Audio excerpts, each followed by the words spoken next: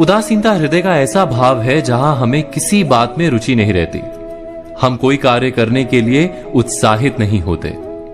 उदासीनता जब एक सीमा से बढ़ जाती है तो मन का रोग बन जाती है।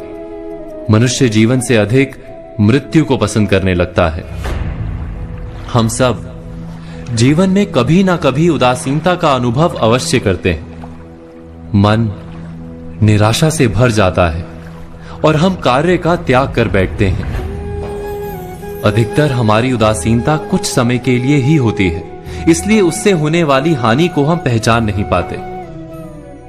किंतु उदासीनता धीरे धीरे आदत का रूप धारण कर लेती है और हम बार बार उदासीनता के कारण हाथ में लिए कार्य अधूरे छोड़ देते हैं। क्या हमारे सबके साथ ऐसा नहीं होता?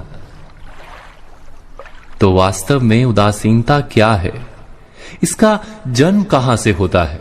इससे छूटने का उपाय क्या है? उदासीनता वास्तव में मन की ऐसी स्थिति का नाम है जब हमें अपनी तकलीफों, अपनी कठिनाइयों का कारण बाहर दिखाई देता है। हम कहते हैं कि समाज बुरा है, नौकर या स्वामी गलत है, पति या पत्नी का बर्ताव अनुचित है, जीवन की परिस्थितियां प्रतिकूल है, वक्त हमारा साथ नहीं दे रहा, वगैरह वगैरह। और जब दुख का कारण बाहर होता है तो उसको बदलने का हमारे पास कोई मार्ग नहीं होता। क्या ये सत्य नहीं?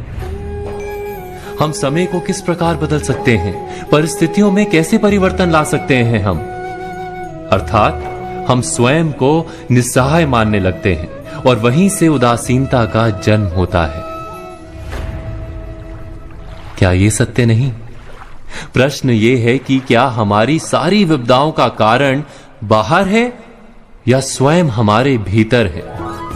हमारे बुरे हालात क्या दूसरों के कारण है? क्या हमारा परिवार हमारा शत्रु है? क्या समाज दुश्मन है? या हमारी परिस्थितियां हम स्वयं निर्मित करते हैं?